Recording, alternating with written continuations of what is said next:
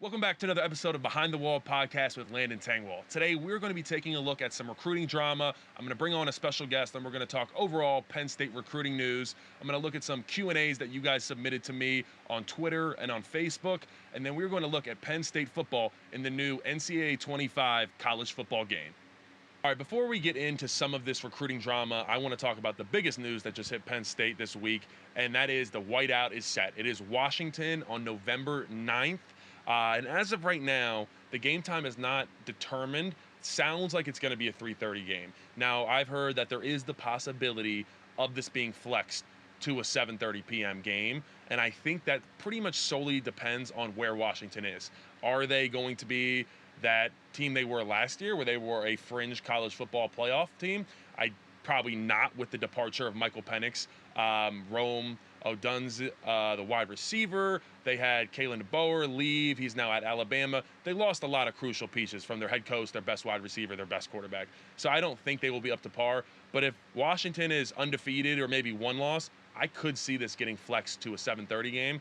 If not, this is probably a 3:30 p.m. kick, which isn't the worst news. It's going to be a little bit colder, but I will tell you, did some research. The sunset for November 9th is set at 4:58 p.m. The kickoff would be at 3:30, probably really not till about 3:40, 3:45. So we're looking at about an hour of sunlight in that game. It could be really fun. It might have that afternoon feeling of those 4:25 games that kick off with the NFL team. The game starts in the light, ends in the dark. But either way, I know the fans are excited. I think that is Washington is definitely a good opponent to have for this whiteout, and I think the second best team that we play outside of Ohio State. All right, the first thing I want to talk about in the Penn State recruitment drama cycle is Alvin Henderson. I know a lot of you guys know he decommitted from Penn State a couple weeks ago, but recently just did an interview that I want you guys to hear. He mentions how he was actively recruiting for Auburn while he was committed to Penn State. Take a listen. You mentioned in a interview that when you see a recruit has Auburn in their top three, their Yeah. top five, whatever it might be, Mhm. that you're reaching out to some of them. Yeah. If you don't mind sharing, what are some of the things that you're telling them? So honestly, like I said in an interview too, even while I was committed to Penn State, I was still recruiting to Auburn because I just know what kind of school Auburn is. Like not even the school, but like the university itself. And like now, I seen Jared drop his top. I might have been top 8 yesterday, but whenever I see a dude drop a top 5, top 3, anything like that, top 10 with Auburn, I hit them up and just let them know, no matter where they from. Obviously, I push harder for the in-state guys, Yeah, but I think that's pretty overall just insane. I've never heard of that. I've never heard of someone actively recruiting while you're committed somewhere else. I've never done that or heard of that before. Maybe that's a new NIL era thing where you're trying to leverage teams against each other. I don't know exactly what his thought process was there, but I think that's overall pretty kind of grimy thing to do. And also put out a video to the fans where it was like, and other players, come to Penn State. This is home. This is a brotherhood. You turn around and decommit, and then a couple weeks later, admit that you were recruiting for Auburn the whole time.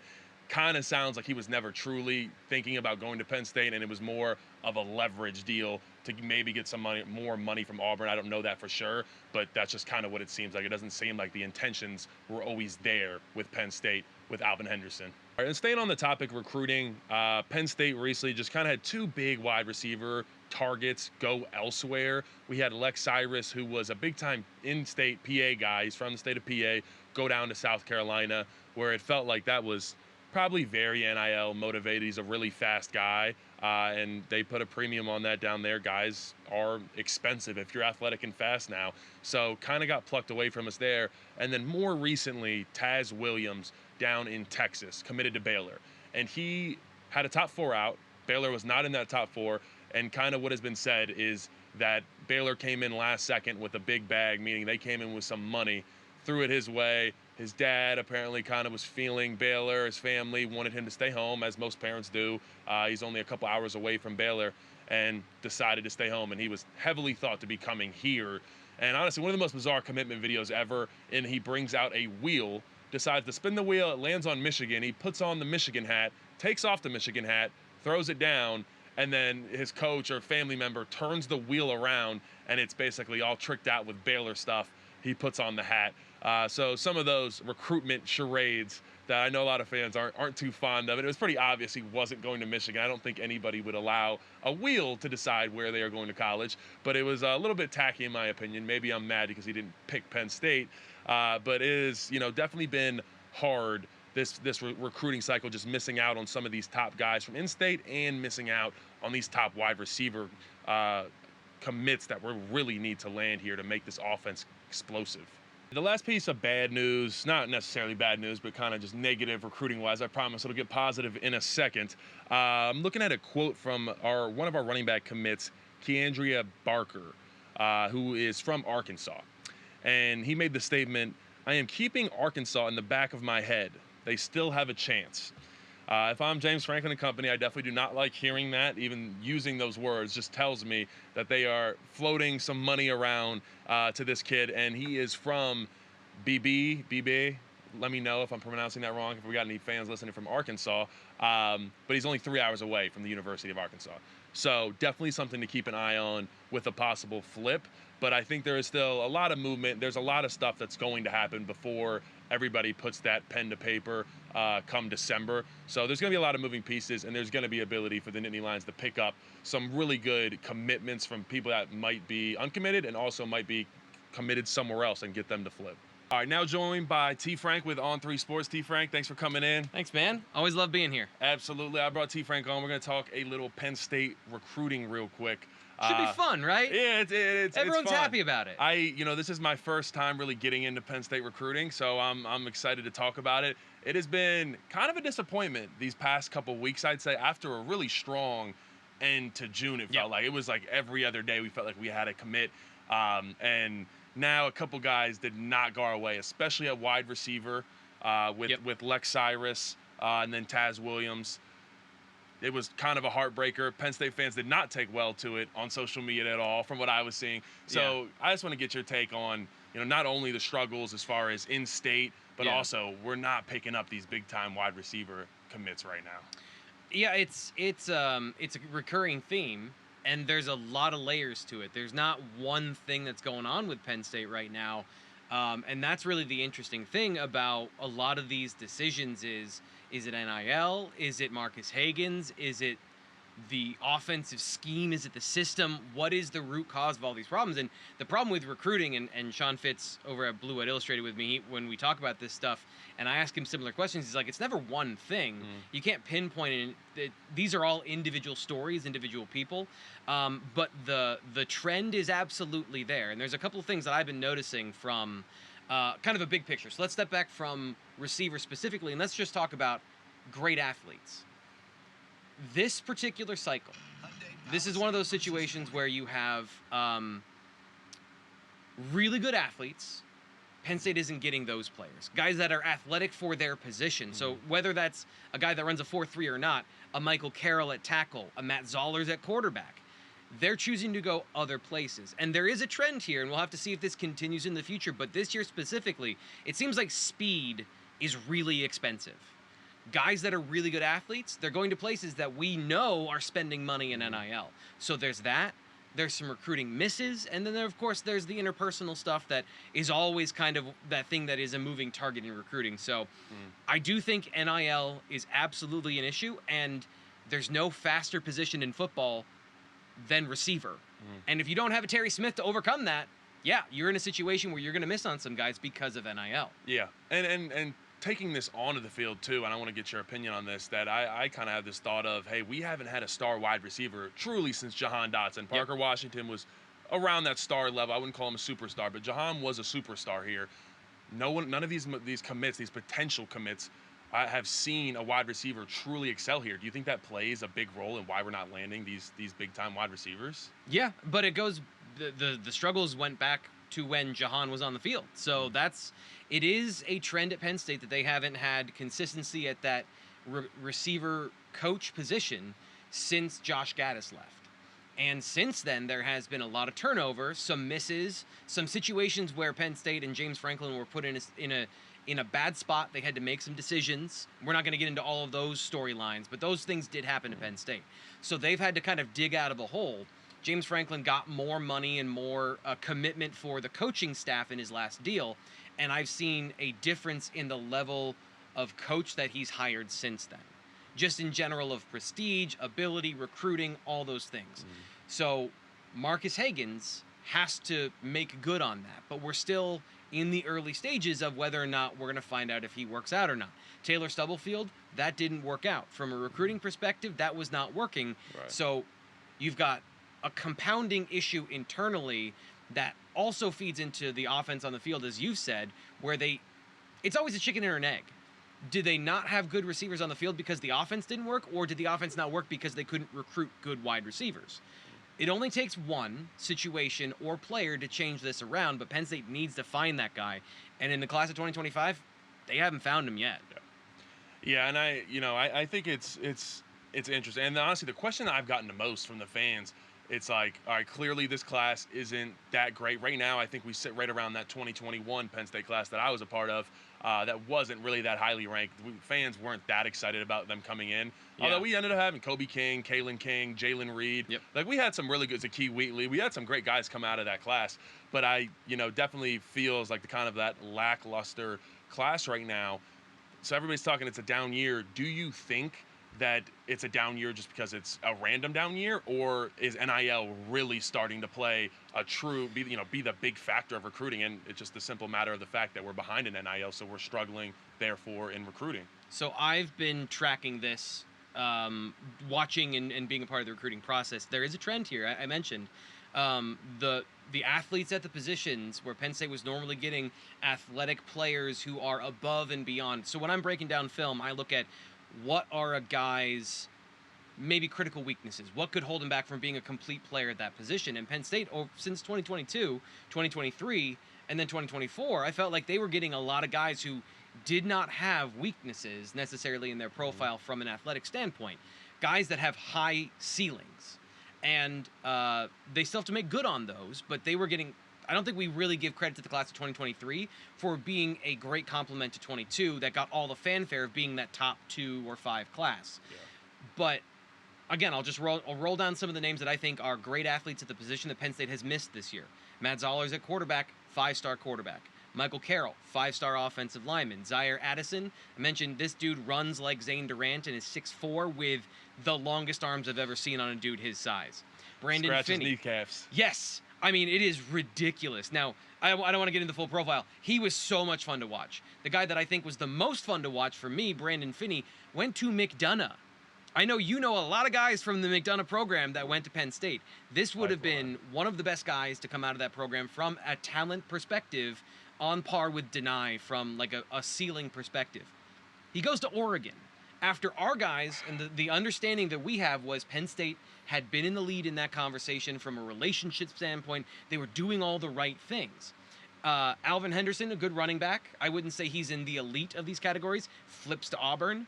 Trent Wilson, he visited Penn State a whole bunch of times, goes to Oklahoma once, is going to come back to Penn State, and suddenly, 2 days before the trip, commits to Oklahoma. What do you think happened there?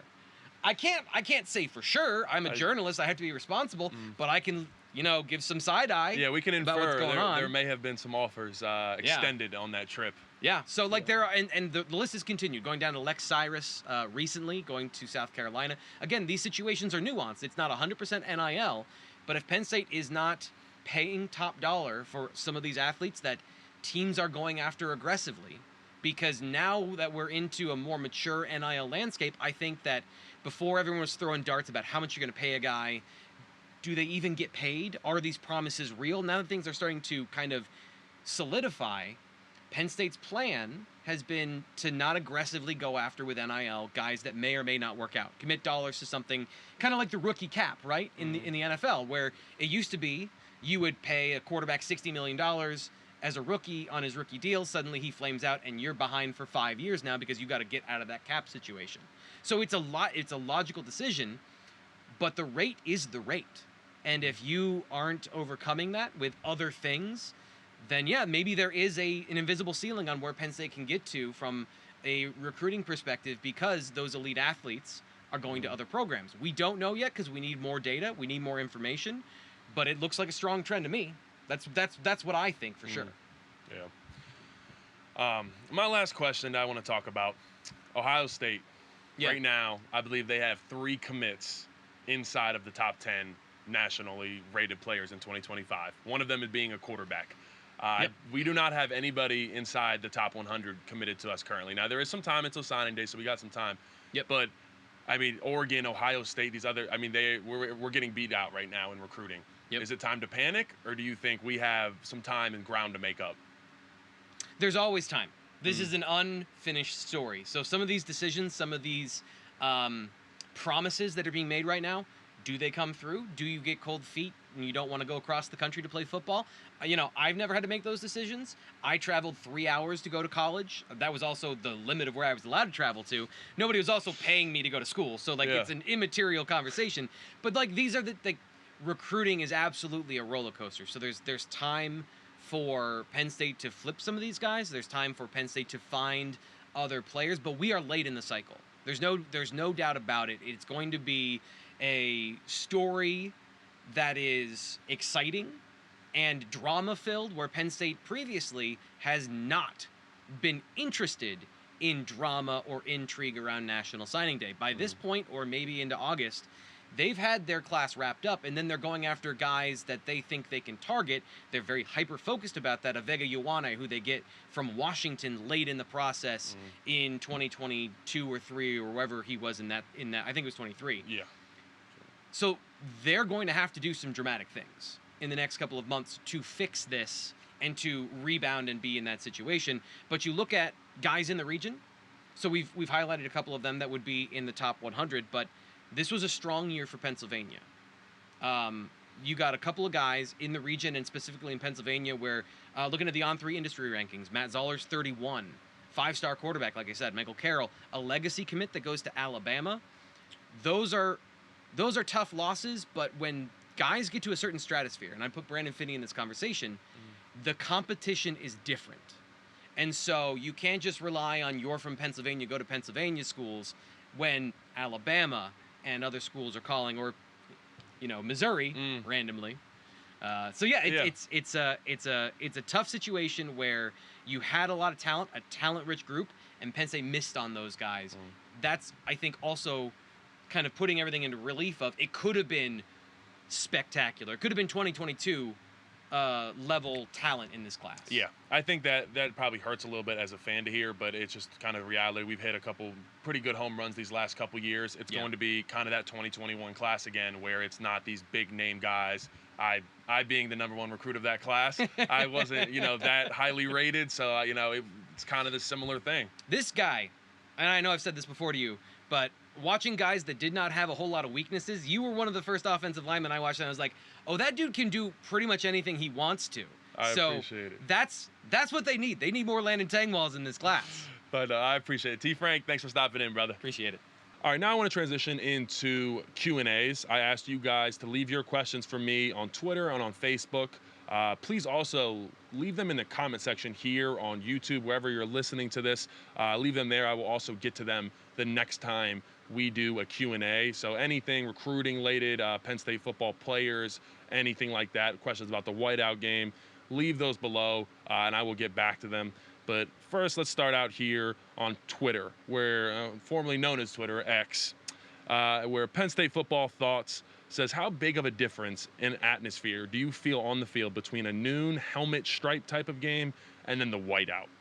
I would say pretty huge. The whiteout is generally obviously at night, so the night games have such a much more special feel to the players, honestly. It is just a different vibe. You kind of had to wait all day. That excitement's in there. Like when we did Ohio State stripe game, helmet stripe game back in like 2022, it was a noon game. So it's like you're still rubbing your eyes. You still got crusties in your eyes from waking up. Like it's definitely not the same. I also think the fans, they don't get a chance to get as drunk for the noon games. So there is that. I think the fans are overall just more rowdy, and it's the whiteout. Everybody knows what the whiteout consists of, and trust me, the players do feel that extra oomph. So I think that, and that's why we only have one whiteout a year. I think people have asked, why don't we have multiple? It would take some of the specialness out of the one whiteout. Although I will tell you, if we have a home playoff game, I would bet my top dollar that it will be a whiteout game. So that's definitely something to continue to look at.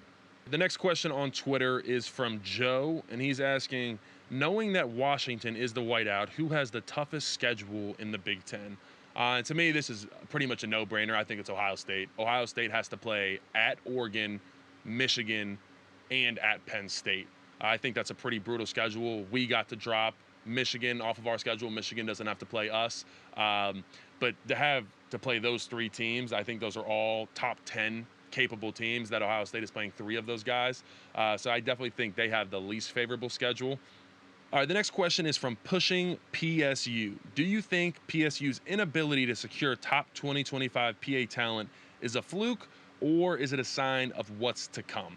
And I've seen this question a lot. A lot of the fans are really upset about the lack of talent we've been keeping in the state. It's been a big thing since I've been recruited, that the best in PA stays in PA. And for the most part, that has happened. And in a lot of cases, they returned to PA, with Julian Fleming and Nolan Rucci both being former 5-stars that were from the state of Pennsylvania and went elsewhere, decided to come back to the Nittany Lions. So I will say first, there always is that piece of it now with NIL and the transfer portal, the way everything is. Recruiting is never done, and you should never burn any bridges as a coach or a player, because very quickly, as I'm sure Julian Fleming would say, I never thought I would ever step foot on Penn State's campus outside, being in Ohio State, a red uniform. And here he is. So that is what I'll say first about that. And I think, it's kind of just a down year. That's what I'll say. I think this recruiting class as a whole reminds me a lot of the 2021 recruiting class that I was a part of. There was no big-time names, but you had a lot of those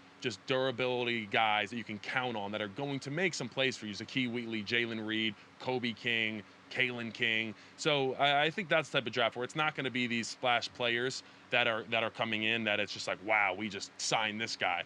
But I think guys that are going to make an impact. I am slightly worried, and I don't know if it's an NIL thing, that Ohio State has tons and tons of top 100 recruits. They have 3 guys in the top 10 in the top 2025 class, and one of them being a quarterback. So that definitely is a little worrisome. I think if you continue to recruit like this, that can start to turn into a problem, and it's a snowball effect. But I really do think this is kind of just more of a down year. And also, we will have revenue sharing coming into effect and kind of regulating all of the NIL mess that is going on. So, to answer your question, I think it is closer to a fluke than it is just an inability of recruiting in-state. Switching gears now, headed over to the Facebook audience. And Eric Livingston asked, when do you envision the unveiling of Joe Paterno Field at Beaver Stadium? I really like that question. There has been a lot of hoopla about that happening, about the naming of Beaver Stadium being called Paterno Field over these past couple months. It was kind of brought up between the Board of Trustees, didn't really go through. There wasn't much that happened with it. And look, I think that, obviously I wasn't here for that. I never got to meet Joe Paterno. I wish I did. And he is the reason that Penn State, not only in football, but Penn State as a whole, is respected as from an academic standpoint and a football standpoint, and really all sports in general, is because of Joe Paterno. So don't lose that at all. He is the man of Penn State and should be recognized. I do think you just start to invite some criticism when you turn around and do that and kind of open up old wounds. And, another thing is, too, I feel like it's at the point, and I've heard this from some people, where it's like, we can't continue to live in the past. Like, it is time to move on. So there is that fine line of, how do we remember Joe Paterno and give him all that credit that he deserves, because he deserves a ton, but do we want to open ourselves up to that national media criticism of, everything that happened? So I'm definitely curious to see if it's going to happen. I've talked to some people in and around the decision-making in that. It sounds like that might be closer to over, and that is kind of in the past. But hopefully, I'd love to see the Joe Paterno statue come back. That would be my favorite thing to see happen. Our next question comes from Ethan Cook. He says, can you share an experience of where you met an extremely diehard fan? I will tell you, everybody knows them, the big uglies, the 3 guys that wear those zombie masks and have the shoulder pads on. I've gotten to meet one of them recently. Really awesome guys. They do a lot of charity work, but I see them at every single game. They were at every away game. I remember them at Auburn when we were taking photos after the game. It was kind of a Penn State takeover, and they were there. It feels like they make the trip everywhere. They're one of the most dedicated fans I have ever seen. I'll put up a picture of them for anybody that doesn't recognize what I'm talking about, but as soon as you see the picture, I think most fans, if you've been to a Penn State game, you have seen the Big Ugly. So shout out to them. They do a great job cheering us on, win or lose. Next question comes from Jason Torado, and he asked, what Penn State beat writers did you favor most, and which ones were tough to deal with back when you played? I really like that question. I've talked about this before, and I've had him on my podcast. Mike Poorman would always ask really difficult questions. He wanted to trip you up a little bit and see if you were smart. It was almost like he was testing you. And then once you became friends with him and got to know him, he wouldn't really do that to you anymore. But he'll test you. And then everybody knows Audrey Snyder. You don't want to mess up talking to Audrey and say something you should not, because she'll take that and she will use it. Shout out to Audrey though. She is, in my opinion, one of the best in the business. She does a great deal of work. But I'd say Mike Poorman and Audrey Snyder were difficult, so to speak. I got love for them both. And then people that I enjoyed, I always went on Tyler Donahue's podcast. I do a lot of stuff with T. Frank, who I liked a lot. And I've really gotten a lot closer with a ton of these people because I have kind of myself become a media member, which I really enjoy. And they're a great group of people. I enjoy talking to them, and nothing has changed since I played to now. A bunch of them are really great friends of mine. You didn't see College Football 25, the video games, just dropped this past week, also known as NCAA25. That's what I call it. I don't think they got the clearance to use that, but that is what the masses call it. And it's really cool. A lot of the guys in the game and talking to the other players around college football, we were young. It came out 11 years ago was the last time it was made, because after NCAA 14, there was a settlement. They said, hey, you're not allowed to use our name, image, and likeness to do this. This is over. This is done. No one's getting paid here. You're not allowed to do it. So it was cut. Hasn't been here in 11 years. It is back. I've seen a lot of videos of star guys all around college football, but Penn State players getting to play as Penn State, user themselves. It's really cool, and it's kind of just everything that comes to fruition, seeing yourself in a video game. But I want to take you guys down the top 12 rated Penn State football players according to College Football 2025. So we start out with number 1 here. KJ Winston is a 91 overall strong safety. Nick Singleton follows that up, also a 91 overall. Running back, obviously, and he featured at 94 speed, which is tied with Amari Evans for the fastest Penn State football player in all of college football 2025. Going down, the 3rd overall player is Abdul Carter. He is right end, 91 overall, 89 speed. After that, Tyler Warren comes in at the number 4 slot. He is a 90 overall. Drew Aller comes in at the number 5 slot. He is 88 overall. Katron Allen, number 6 slot, 87 overall, followed by Denai Dennis Sutton, 85 overall, Sal Wormley, 84 overall, Kobe King, 84 overall, Julian Fleming, 83 overall with 91 speed for Julian Fleming, Tony Rojas, 82 overall, Cam Miller, 82, and then AJ Harris is also an 82 overall. I do want to mention there are a couple players that have not opted into the game that I've actually talked to. They will be in the game shortly. Jalen Reed, notably from this list, who I think will be a high 80 overall player, so he'll definitely bump someone out of this list that he kind of, I guess, forgot to opt in, didn't get in time. Also, Hakeem Beeman did not either. So those are 2 guys you will not see in the game right now, but they will be in there by week 1. That is everything for today. I appreciate you guys tuning in. Like, comment, subscribe below. And please let me know if there's any type of specific segments you want to see. I'm still kind of sculpting out how my season is going to look. We're going to do a pregame show and a postgame show. Pregame show coming out Thursday, Friday. Postgame show will come out Monday. But let me know if there's any specific segments you guys want to see, but also leave those questions below that you want answered. Thanks for tuning in.